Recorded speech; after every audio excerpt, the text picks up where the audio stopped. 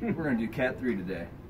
First thing we're going to do the prone leg length analysis. So I'm going to take the legs out 14 inches, patient push into my hands, push, and relax. Traction out, assess, and he has a right short leg.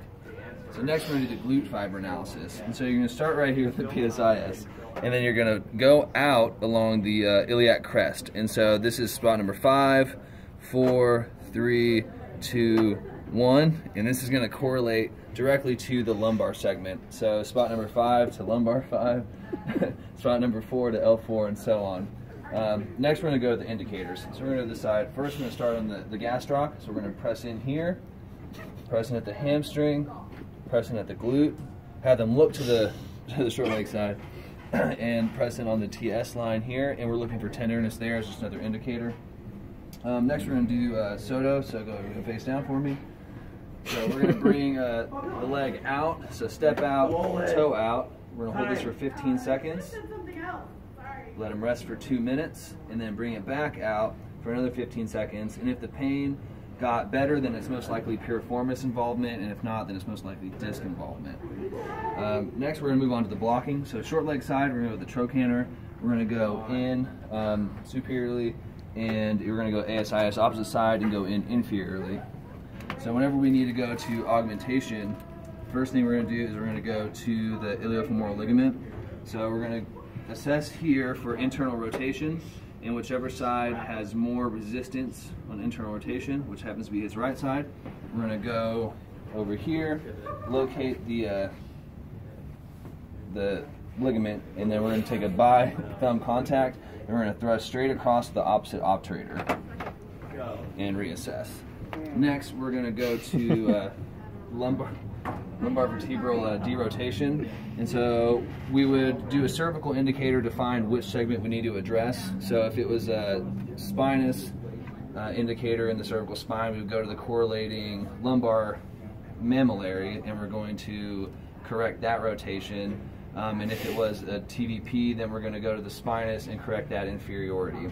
And so for derotation, we're going to find the segment we need to go to, and we're going to contact in, correcting for that rotation for 5 seconds on, relax, do that about 3 times. And for inferiority, to correct that, we're going to go under the spinous and push a slight P to A, but mostly I to S, for 5 seconds on, relax, and we'll do that a few times.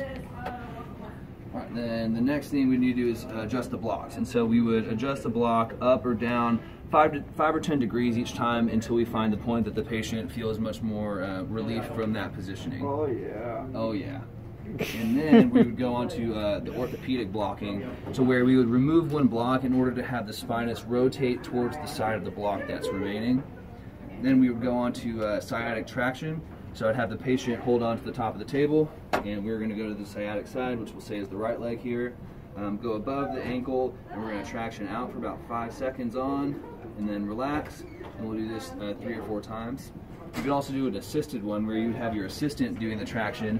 You're going to come in on the spinous and go I to S as they traction for those 5 seconds, and we'll do that 3 to 4 times. Next thing we're going to do is the sacral base. And so it's the same that we did before, where you want to take your thumb, put it on the L5 spinous, have the patient cough. He coughs. And so if your hand goes up, it's positive, goes forward, it's negative, and a combination of the two is neutral. And you would do the same correction with the sacral pumping here. So inhalation, you would induce counternutation, relax on expiration, opposite for a negative, where you do nothing on inspiration and press on the base for exhalation, and then both for neutral, where inhalation is on the apex, exhalation is on the base. Then we're going to move on to the post blocking. So we're going to do the seated disc or sitting disc. So patient, could you sit and face away?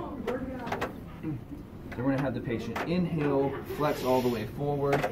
We're going to be on the involved disc and have them exhale as they lean back, and we're going to press I to S along that, trying to hold that one segment in place as he extends back over it, and we'll do that 3 or 4 times.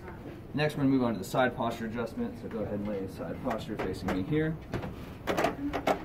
And a pretty basic diversified adjustment. Let's scoot you forward some, where we're going to have them here. And we're just going to do a nice thrust depending on which way we need to correct. And that is